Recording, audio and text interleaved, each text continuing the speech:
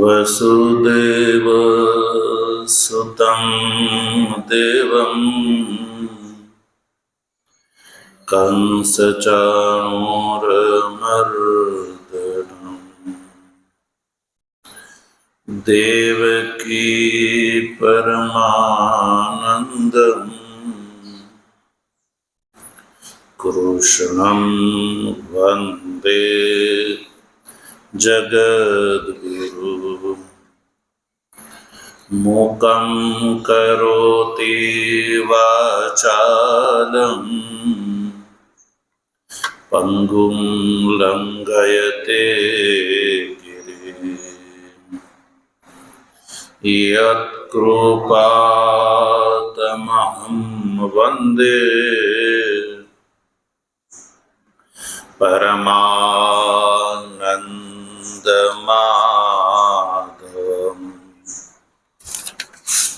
शङ्करं शङ्कराचार्यं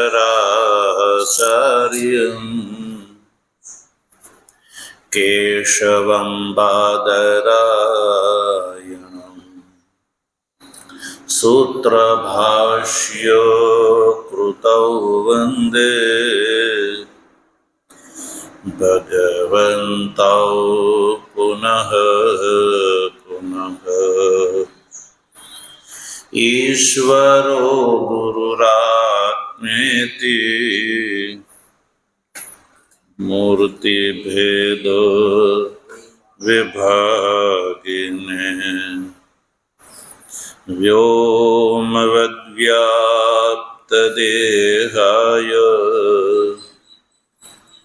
दक्षिणामूर्तये नमः। ओम शांति शांति शांति।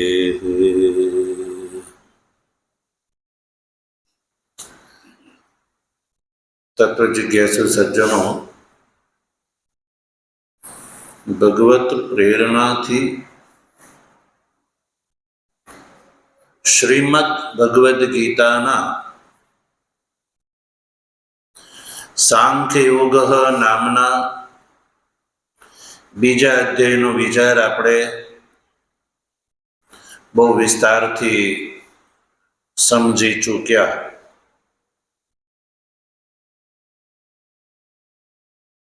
અધ્યાયનું નામ શું હતું? સાંખ્ય યોગ।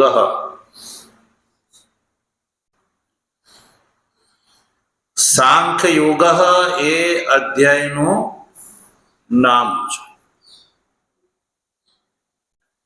સાંખ્યેન યોગ, યોગનો અર્થ છે સંબંધ। આ નામમાં યોગ શબ્દનો અર્થ છે સંબંધ।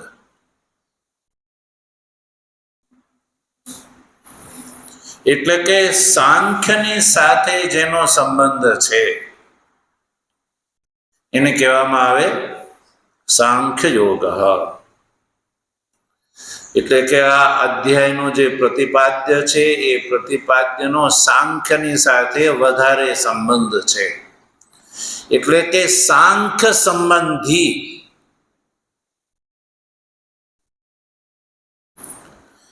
અથવા સાંખ્ય શબ્દનો અર્થ છે જ્ઞાન। સાંખ્ય એટલે જ્ઞાન। તો સાંખ્ય યોગ શબ્દનો અર્થ બને જ્ઞાન યોગ, બને જ્ઞાન યોગ।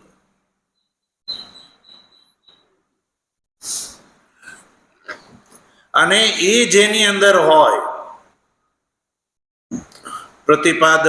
પ્રતિપાદ્ય રૂપથી જ્ઞાન, જેની અંદર જ્ઞાનનું જ પ્રતિપાદન હોય, સાંખ્યનો અર્થ થાય જ્ઞાન, અને જ્ઞાનનું જેની અંદર પ્રતિપાદન હોય એને કહેવામાં આવે સાંખ્ય યોગ।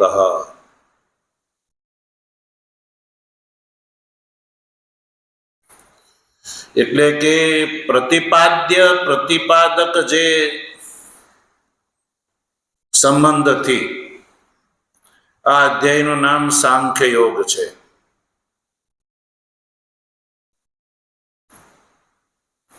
આ અધ્યાય છે એ પ્રતિપાદક છે, બીજો અધ્યાય. અને બીજા અધ્યાયની અંદર પ્રતિપાદ્ય છે સાંખ્ય જ્ઞાન. એટલે પ્રતિપાદ્યની સાથે પ્રતિપાદક જે અધ્યાય છે એનો પ્રતિપાદ્ય પ્રતિપાદક ભાવ સંબંધ છે. એટલે કે આ બીજા અધ્યાયની અંદર જ્ઞાનનું પ્રતિપાદન કરવામાં આવ્યું છે. એટલે ઉપચારથી, એટલે ગુણકૃત, ગુણના કારણે આ અધ્યાયનું નામ છે સાંખ્ય યોગ. યદ્યપિ આ અધ્યાયમાં કર્મયોગ જે છે એનું પણ પ્રતિપાદન થયો છે. એવું નથી કે આખા અધ્યાયની અંદર જ્ઞાનનું જ પ્રતિપાદન છે, એવું નથી. કર્મયોગનું પણ ક્વચિત પ્રતિપાદન જોવા મળે છે, પણ વધારે સાંખ્યનું પ્રતિપાદન છે. પ્રધાન રૂપથી સાંખ્યનું પ્રતિપાદન છે. કર્મનું પ્રતિપાદન તો પ્રસંગથી આવેલું છે, પણ મુખ્ય તો સાંખ્યનું પ્રતિપાદન છે. એટલે સાંખ્ય યોગ એવું આ અધ્યાયનું નામ પડ્યું છે. કર્મનું પ્રતિપાદન છે પણ એ ગૌણ રૂપથી છે, મુખ્ય રૂપથી નથી. અને એ તો સજ્જનો આપણે જોઈ ચૂક્યા કે યદ્યપિ આજે 72 શ્લોકથી વિસ્તૃત, કેટલા શ્લોક છે આ અધ્યાયમાં? 72 શ્લોકો છે. તો જેમાં 72 શ્લોકો છે તેમાં સૌથી આપણે પહેલા જોયું એક પ્રથમ શ્લોકથી લઈને 10મ શ્લોક સુધીમાં ભૂમિકા છે અર્જુનની જ્ઞાન માટે શરણાગતિ છે. અને એ બિલકુલ પારંપરિક છે કે જેણે જ્ઞાન પ્રાપ્ત કરવું હોય એને ગુરુનું શરણ ગ્રહણ કરવું એ આવશ્યક છે. જ્યાં સુધી ઉપદેષ્ટા ગુરુની અંદર ગુરુ બુદ્ધિ ન થાય, બ્રહ્મ બુદ્ધિ ન થાય, ત્યાં સુધી જ્ઞાન જે છે એ લાભદાયી નથી થતું. તો આપણે એ 1 થી 10 શ્લોકના પ્રસંગમાં જોયું કે અર્જુનનો ભાવ ભગવાન શ્રી કૃષ્ણની સાથે જે સખા બુદ્ધિનો હતો, કેવો હતો? પણ અર્જુનને પણ પરંપરાનો બોધ છે કે જ્ઞાનનું જે આદાન પ્રદાન, એ જ્ઞાનનું જે ગ્રહણ છે એ મિત્ર બુદ્ધિથી, સખા બુદ્ધિથી થઈ શકતું નથી. જ્ઞાન ગ્રહણની પરંપરા આપણે ત્યાં સનાતન ધર્મમાં 2 પ્રકારથી ચાલી છે. એક પિતા પુત્રના રૂપમાં અને ગુરુ શિષ્યના રૂપમાં એ જોવા મળે છે. પતિ પત્નીના રૂપમાં પણ નથી ચાલી. યદ્યપિ ભગવાન શ્રી કૃષ્ણ, શ્રી શંકર અને પાર્વતીજીની વચ્ચે સંવાદ જોવા મળે છે, પણ એ જે સંવાદ છે એ જે ભગવાન શંકર દ્વારા જે પાર્વતીજીને આપવામાં આવતો જે ઉપદેશ છે એ પતિ પત્નીના સંબંધથી નથી. પણ પાર્વતીજીએ પણ જ્યારે શિષ્યપણું સ્વીકાર્યું અને ભગવાન શંકરને ગુરુના રૂપમાં સ્વીકાર્યા પછી એ ઉપદેશ છે. અને એ વાતમાં ગુરુ ગીતા પ્રમાણ છે. ગુરુ ગીતામાં આપણે જોઈએ છીએ કે પાર્વતીજીએ ભગવાન શંકરને કહ્યું ગુરુ દીક્ષામ પ્રદેહી મે, એવું કહ્યું છે ને. પાર્વતીજી એવું નથી કહ્યું કે હું તમારી પત્ની છું ને તમે મારા પતિ છો તો તમે મને બોધ આપો, એવું નથી. ઓમ નમો દેવ દેવેશ પરાત્પર જગદગુરો સદાશિવ મહાદેવ ગુરુ દીક્ષામ પ્રદેહી. તો સજ્જનો, પાર્વતીજી ગુરુ દીક્ષા ગ્રહણ કર્યા પછી ભગવાન શંકરને ગુરુ રૂપે માન્યા પછી ભગવાન શંકરે ઉપદેશ આ આત્મતત્વનો આપ્યો છે. એટલે સર્વત્ર ઉપનિષદોમાં, ઇતિહાસમાં, પુરાણોમાં આ વસ્તુ જોવા મળે છે કે જ્ઞાન ગ્રહણ જે છે એ ગુરુ શિષ્ય અને પિતા પુત્રના રૂપથી એ પરંપરા ચાલી આવે છે. પિતા પુત્રની પરંપરાને બિંદુ પરંપરા કહેવામાં આવે છે અને ગુરુ શિષ્યની પરંપરાને સજ્જનો નાદ પરંપરા કહેવામાં આવે છે.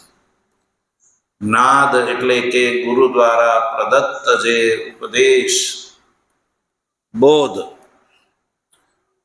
અને ગુરુ પોતાની પરંપરા શિષ્યને પ્રદાન કરે એ નાદ પરંપરા કહેવામાં આવે છે.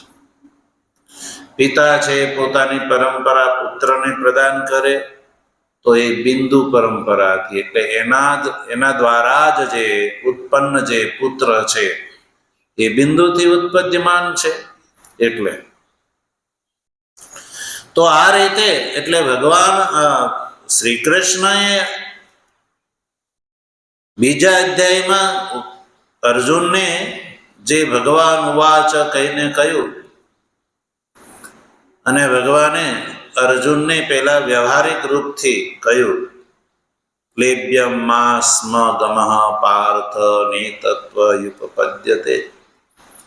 સીધો આત્મતત્વનો બોધ નથી દીધો, પણ જ્યારે અર્જુને ભગવાન પ્રત્યે ગુરુ બુદ્ધિ શિષ્યસ્તેહમ શાધિમામ ત્વામ પ્રપન્ન આવું કહ્યું કે ભગવાન હું તમારો શિષ્ય છું. શાધિ મામ શાધિ, મારા પર તમે શાસન કરો. ત્વામ પ્રપન્ન, હું તમારા શરણમાં આવ્યો છું. અને ત્યાર પછી ભગવાન શ્રી કૃષ્ણએ આત્મતત્વનું પારમાર્થિક જ્ઞાન પ્રદાન કર્યું. સજ્જનો, 11મા શ્લોકથી લઈને 30મા શ્લોક સુધી આત્મતત્વનું પારમાર્થિક સ્વરૂપ બતાવ્યું અર્જુનને. 11મા શ્લોકથી લઈને 30મા શ્લોક સુધી. હવે આ આત્માનું સ્વરૂપ બતાવ્યા પછી કે આ આત્મતત્વનું જે આ જ્ઞાન છે સજ્જનો, એ તો સાધન સાપેક્ષ છે. હેતુ વગર ફળની પ્રાપ્તિ સંભવ નથી. એટલે હજી તો ભગવાન શ્રી કૃષ્ણે અર્જુનને ઉપદેશ જ આપ્યો છે કે ઉપદેશ તરત અર્જુનને એનો બોધ થઈ ગયો એ કહી શકાય નહીં. એટલે ભગવાન શ્રી કૃષ્ણએ હાલ તુરંત, કારણ કે યુદ્ધનો પ્રસંગ છે, હાલ તુરંત અર્જુનનો શોક દૂર થાય, મોહ દૂર થાય અને અર્જુન યુદ્ધની અંદર પ્રવૃત્ત થાય.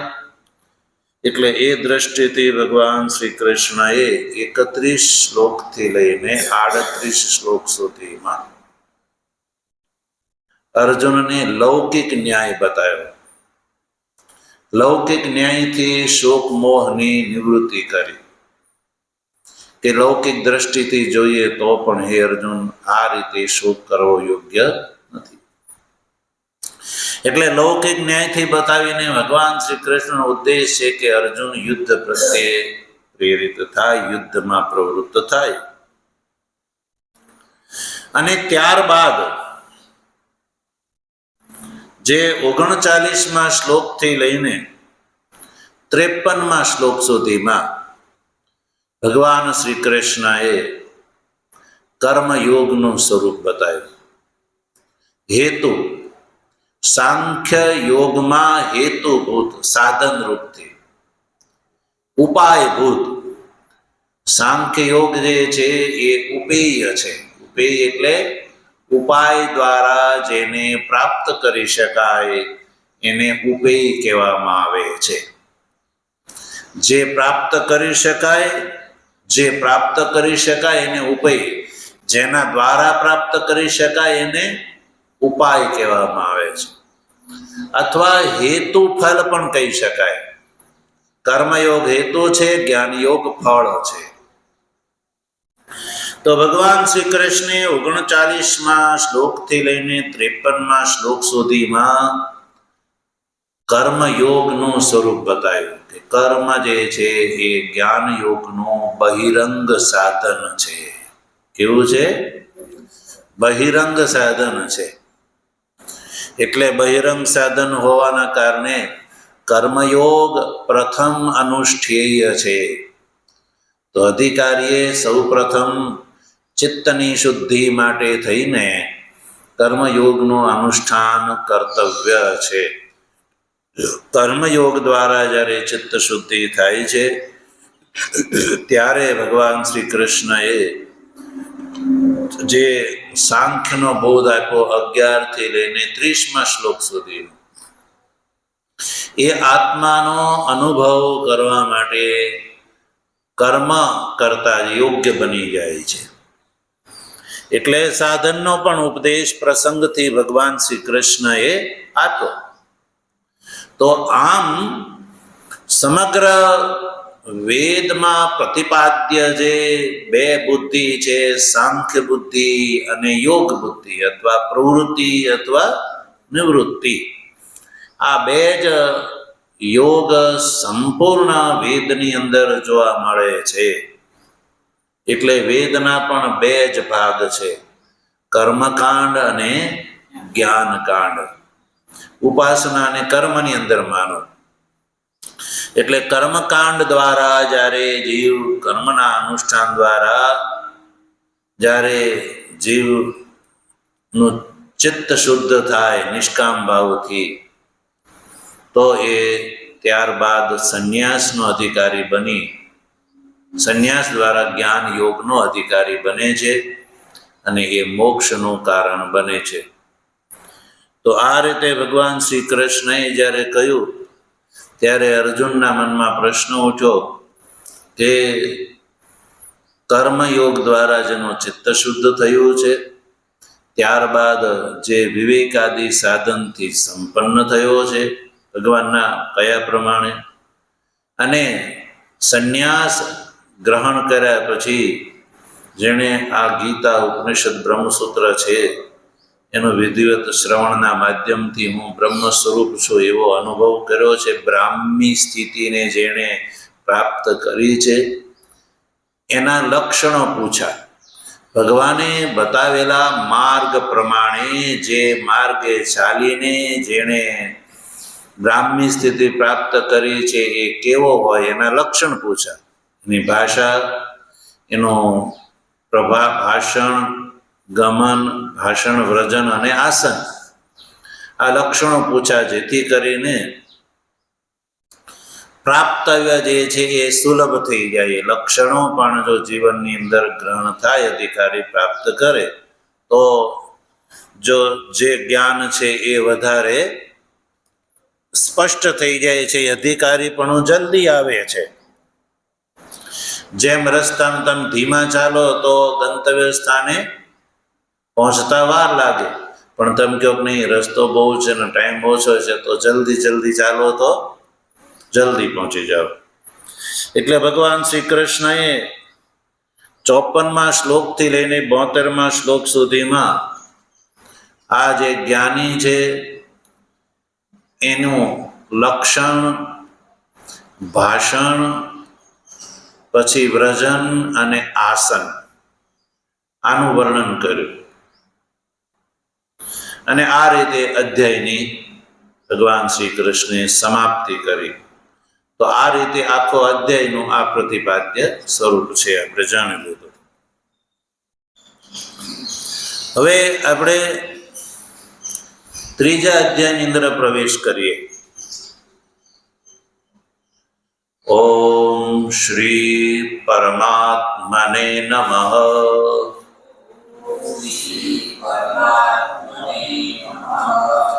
અર્જુન ઉવાચ જાયસી ચેત કર્મણસ્તે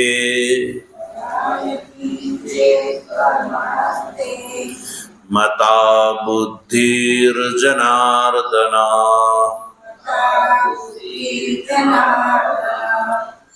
તત્ કિમ કર્મણિ ઘોરે મામ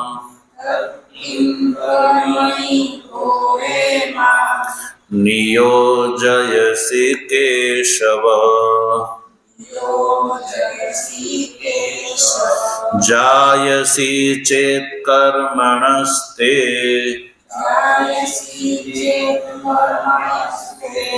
મતા બુદ્ધિર્જનાર્દન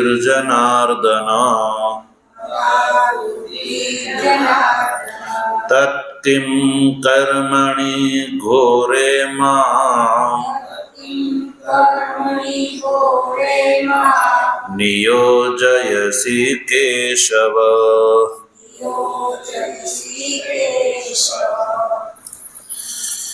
તો સૌ પ્રથમ તૃતીય અધ્યાયના પ્રારંભમાં અર્જુનનો પ્રશ્ન જોવા મળે છે. અર્જુનના મનમાં આ પ્રશ્ન ઊભો થયો છે. ભગવાન શ્રી કૃષ્ણએ બીજા અધ્યાયના 11મા શ્લોકથી લઈને જે જ્ઞાન યોગ અને કર્મયોગ સાધન ભૂતથી કર્મયોગનું જે સ્વરૂપ બતાવ્યું અને પછી આ માર્ગથી જે સિદ્ધ પ્રજ્ઞાના લક્ષણો વિશે અર્જુને પૃચ્છા કરી અને ભગવાન શ્રી કૃષ્ણે એનો ઉત્તર આપ્યો. તો હવે આ ભગવાનના કથનમાં એટલે કે સાંખ્ય યોગના કથનમાં અર્જુનના મનમાં એક પ્રશ્ન ઊભો થયો કે જે પ્રશ્ન અર્જુનનો ખુદ જે છે એ આ પ્રથમ શ્લોકમાં એ પ્રશ્ન જોવા મળે છે. તો અર્જુન જે છે સજ્જનો, આ જે પ્રશ્ન છે એ પ્રશ્નમાં અર્જુન શું કહે છે? અર્જુનનો પ્રશ્ન સામાન્ય રૂપથી આપણે પહેલા જાણી લઈએ, જેથી કરીને આપણા મનમાં પણ એ વાત થાય કે અર્જુનને ભગવાન શ્રી કૃષ્ણે બીજા અધ્યાયમાં અર્જુનને શું વાત સમજાણી છે, આ સમજવામાં અર્જુનને શું ભૂલ થઈ છે એ વાત સમજાઈ જશે. અર્જુન એવું કહે છે, જાયસી ચેત કર્મણ તે મતા બુદ્ધિ જનાર્દન. જનાર્દન શબ્દ જે છે એ સંબોધન છે. અર્જુને ભગવાન શ્રી કૃષ્ણ માટે જે જનાર્દન જે શબ્દનો પ્રયોગ છે ને સજ્જનો, એ સંબોધન માટે કરેલો છે. ભગવાન શ્રી કૃષ્ણને અર્જુન જે છે એ જનાર્દન રૂપથી કહે છે, હે જનાર્દન.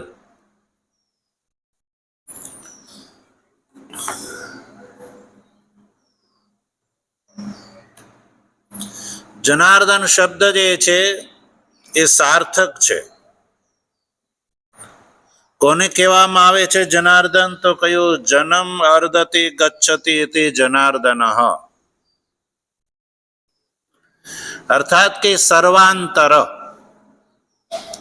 સર્વની અંદર રહીને જે સર્વનું શાસન કરે છે એને જનાર્દન કહેવામાં આવે છે.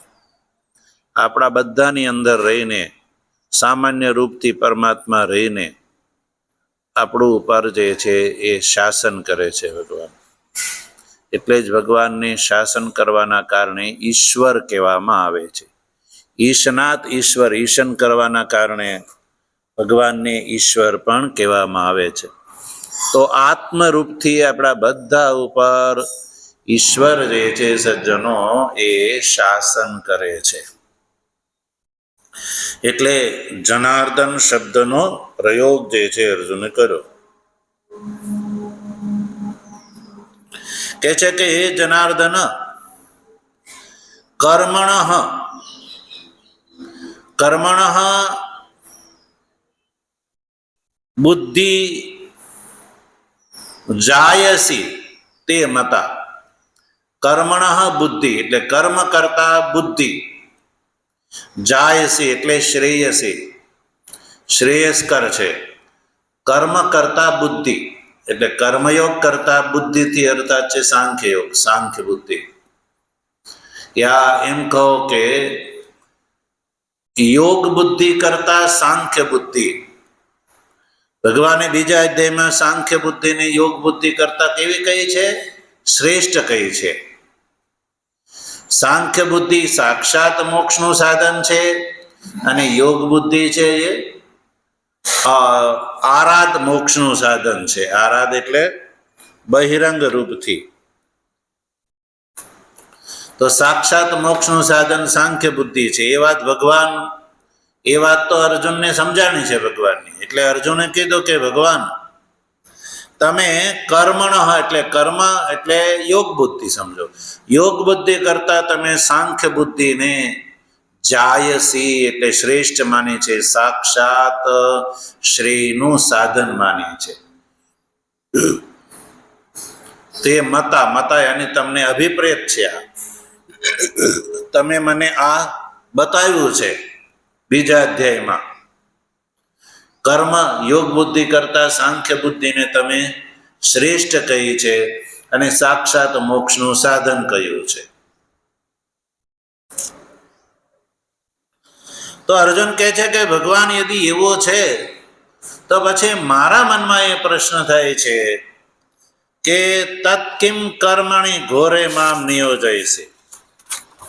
તો પછી ઘોરે કર્મણે કથમ મામ નિયોજયસી.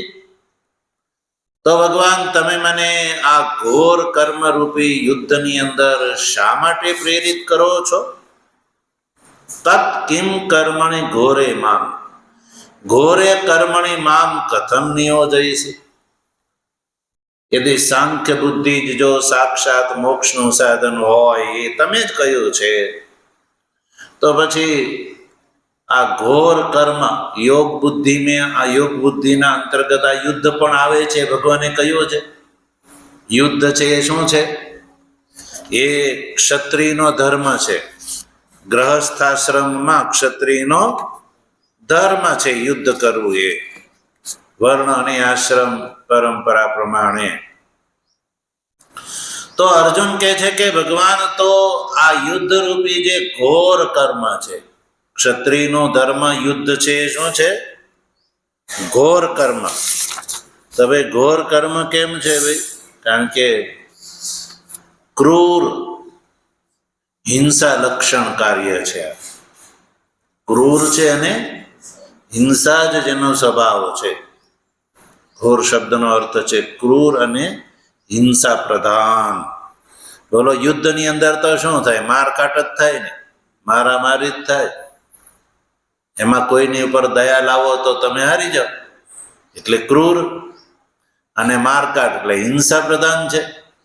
તો અર્જુન કહે છે કે જે ક્રૂર છે અને હિંસા જ જેનું લક્ષણ છે, યુદ્ધનું લક્ષણ એટલે યુદ્ધનું સ્વરૂપ શું? હિંસા. હિંસા એને હિંસાને જ યુદ્ધ કહેવામાં આવે છે. તો પછી આવા યુદ્ધની અંદર ભગવાન તમે શા માટે મને પ્રેરિત કરો છો કેશવ? આ અર્જુનનો પ્રશ્ન છે આ ત્રીજા અધ્યાયમાં.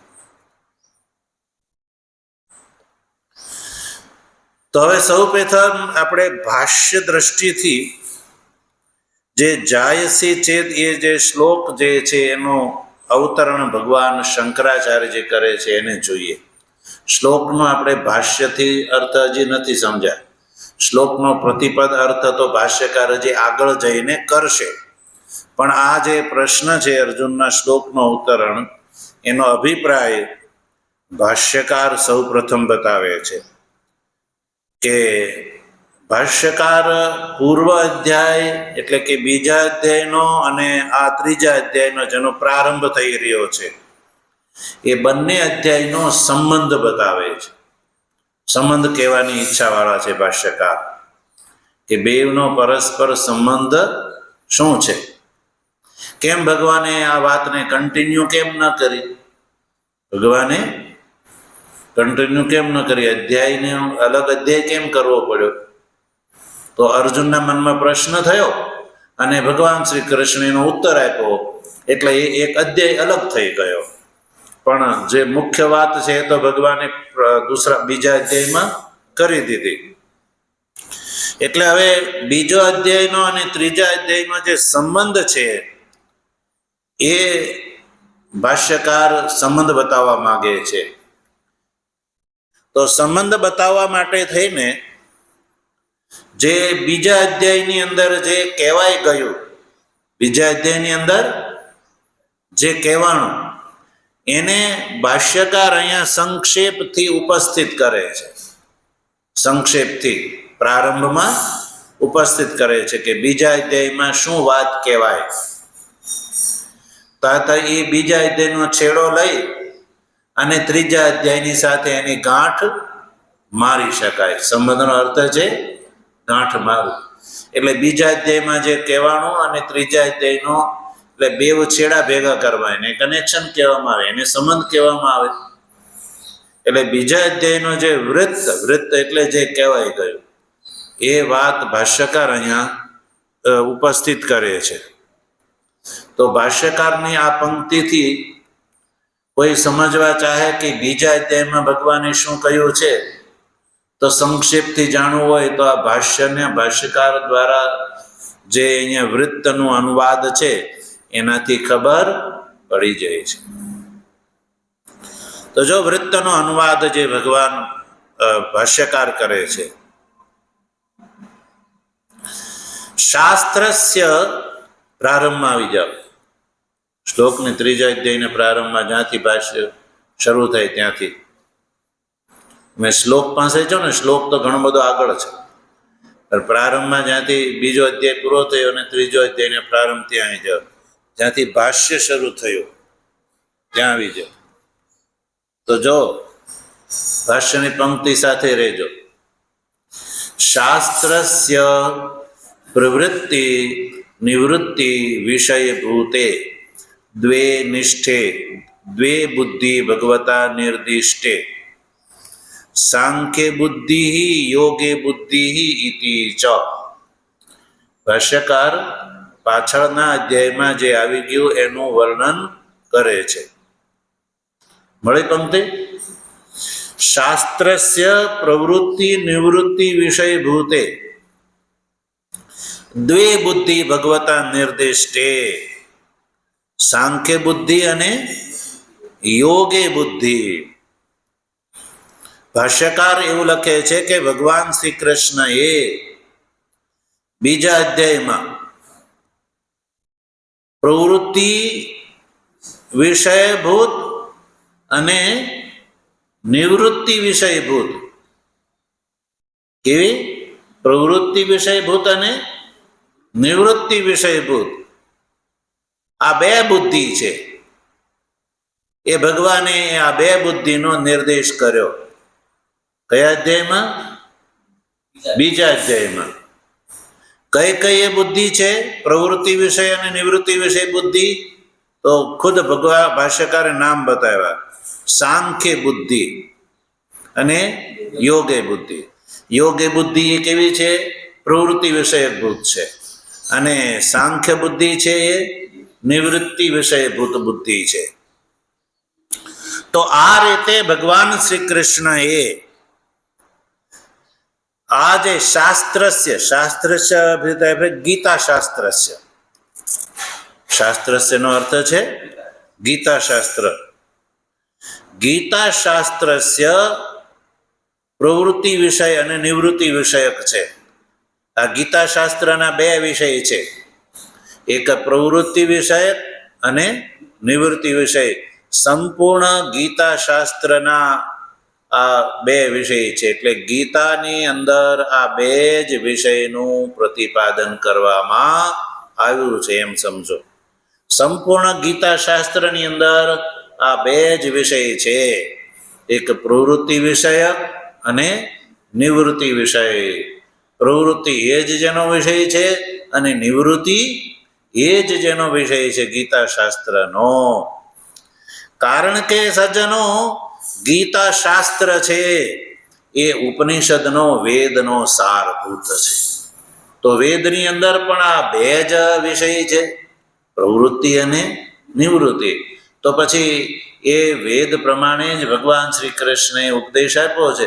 તો ભગવાને કોઈ વેદથી હટીને, વેદથી નિરપેક્ષ અન્ય પોતાની બુદ્ધિથી પરિકલ્પના કરીને નવા સંપ્રદાયની કોઈ સ્થાપના કરી નથી.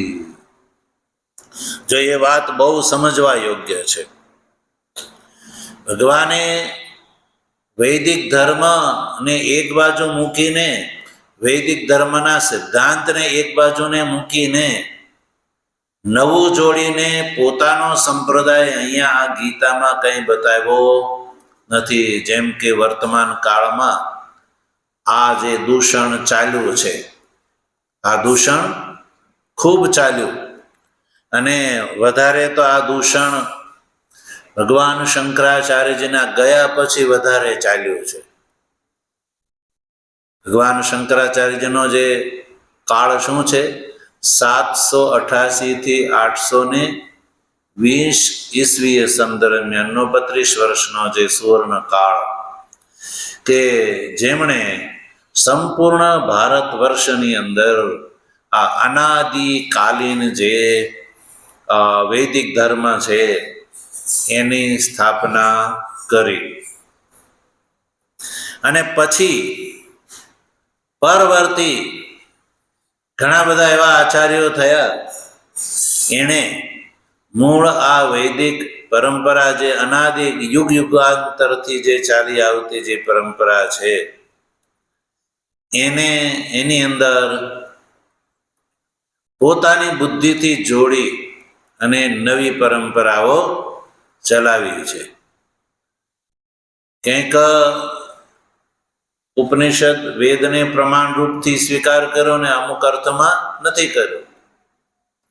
તો અડધું જે છે એ વેદનો પ્રમાણ ને અમુક વાત પોતાની, અને અમુક વાત શાસ્ત્ર સંમત, અને અમુક વાત જે છે સ્વબુદ્ધિ પરિકલ્પિત કરી અને સંપ્રદાય સંગઠનો જે છે એ આપણે જોઈએ છે કે ઊભા થયેલા છે, કે જેની અંદર પૂર્ણતઃ વૈદિક ધર્મ જોવા મળતો નથી.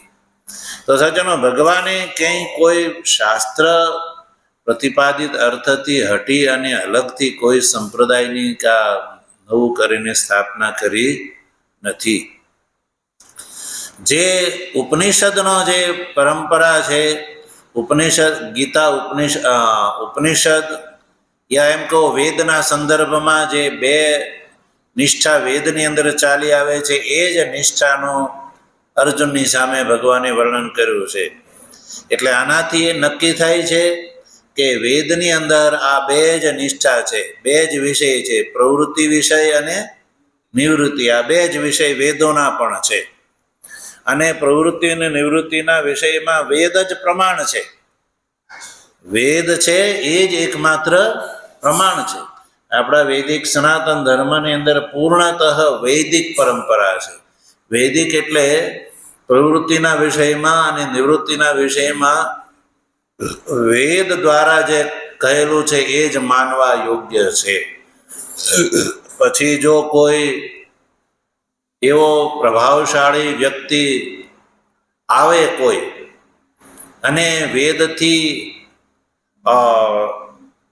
અસંમત વાત એવી વાત કરે અને પોતાને અવતાર વગેરેથી ઘોષિત કરતા હોય છે, તો એની વાત પણ જો પૂર્ણતઃ વેદ સંમત ન હોય તો એ માનવા યોગ્ય નથી હોતી સજ્જનો. એટલે ભગવાન શ્રી કૃષ્ણએ જે વાત કરી છે એ પૂર્ણતઃ વૈદિક સિદ્ધાંત સંમત છે. અને ગીતાના મહાત્મ્યમાં પણ આ વાત આવે છે, સર્વોપનિષદો ગાવો દોગ્ધા ગોપાલ નંદન પાર્થો વત્સ સુધીર ભોક્તા દુગ્ધમ ગીતામૃતમ મહત. ભગવાને આ ઉપનિષદ રૂપી ગાયોથી દોયેલું આ દૂધ છે. ગીતા એ શું છે? ઉપનિષદ રૂપી ગાયોથી દોયેલું દૂધ છે. કે ભગવાને આ ધર્મના વિષયમાં એટલે કર્મના અને જ્ઞાન સાંખ્ય યોગ અને કર્મયોગના વિષયમાં ક્યાંય પોતાની વાત જોડી નથી. એટલે ગીતા શાસ્ત્રનો એ જ વિષય છે. એટલે અહીંયા જે શાસ્ત્રસ્ય શબ્દનો પ્રયોગ, જે ષષ્ઠી વિભક્ત્યંત જે શાસ્ત્ર શબ્દનો પ્રયોગ જોવા મળે છે, એથી અભિપ્રાય છે ગીતા શાસ્ત્ર. શું લેવાનું છે? ગીતા શાસ્ત્રના આ બે વિષય છે, પ્રવૃત્તિ અને નિવૃત્તિ. એ તો ગીતા શાસ્ત્રના સ્વતંત્ર નથી. એવું નથી કે ગીતા શાસ્ત્રનો ઉદય થયો એ પહેલા આ બે વિષય નહોતા. ગીતા શાસ્ત્રનો ઉપદેશ તો ભગવાન શ્રી કૃષ્ણએ અર્જુનને દ્વાપરના અંતમાં અને કલિયુગના પ્રારંભમાં કર્યો હતો. એટલે એવું નથી કે આ જે વિષય ગીતા શાસ્ત્રનો નવો છે, એ પહેલા આવો કોઈ વિષય નહોતો અન્ય શાસ્ત્રોમાં, એવું નથી. આ પરંપરાથી પ્રાપ્ત છે. કેવી રીતે? પરંપરાથી પ્રાપ્ત છે. અને ભગવાન શ્રી કૃષ્ણ એ સાંદીપની મહર્ષિને ત્યાં જઈને પોતાના બ્રહ્મચર્ય કાળમાં આ વેદોનું અધ્યયન કર્યું હતું. 18 વિદ્યાનું અધ્યયન ભગવાન શ્રી કૃષ્ણએ કર્યું છે. એટલે વેદાધ્યયન કર્યું છે, એટલે વેદાધ્યયનનો શું સાર છે એને ખબર છે. એટલે એ અનુસાર ભગવાન શ્રી કૃષ્ણએ અર્જુનને ઉપદેશ આપ્યો છે. એટલે ગીતા શાસ્ત્ર એ કોઈ નવો સંપ્રદાયનો કોઈ વિશિષ્ટ ગ્રંથ છે એવું નથી. સમગ્ર માનવ જાત માટેનો આ ઉપદેશ છે. કોઈ સંપ્રદાય વિશેષનો વિશેષ ગ્રંથ, એની અંદર દોષ હોઈ શકે. સંપ્રદાય વિશેષ માટે જે લખવામાં આવેલા ગ્રંથોની અંદર છે ને દુરાગ્રહ હોઈ શકે, દોષ હોઈ શકે, સ્વાર્થ હોઈ શકે. જ્યારે ભગવાન શ્રી કૃષ્ણએ આ ઉપદેશ આપ્યો ત્યારે કોઈ અત્યારે જે સંપ્રદાયનો સંગઠનો જે છે જોવા મળે છે એ વખતે હતા નહીં ને. એટલે ગીતા શાસ્ત્રનો એ જ વિષય છે જે વેદનો છે. એટલે ગીતા શાસ્ત્રના બે વિષય છે, પ્રવૃત્તિ વિષય અને નિવૃત્તિ વિષય. અને એને જે વિષયને ભગવાન આગળ બુદ્ધિથી કહે છે, અને એ બુદ્ધિના નામ આપ્યા સાંખ્ય બુદ્ધિ અને યોગ બુદ્ધિ ચ. ઓમ વસુદેવ સુતમ દેવમ કંસચાણૂરમર્દનમ દેવકી પરમાનંદમ કૃષ્ણમ વંદે જગદ્ગુરુ. મૂકં કરોતિ વાચાલમ પંગુમ લંઘયતે ગિરિમ યત કૃપાતમહં વંદે પરમાનંદ માધવમ. શંકરમ શંકરાચાર્યમ કેશવમ બાદરાયણમ સૂત્રભાષ્ય કૃતૌ વંદે ભગવन्तૌ પુનઃ પુનઃ. ઈશ્વરો ગુરુરાત્મેતિ મૂર્તિભેદ વિભાગિને વ્યોમવદ્વ્યાપ્ત દેહાય દક્ષિણામૂર્તયે નમઃ. ઓમ શાંતિ શાંતિ શાંતિ. સદગુરુ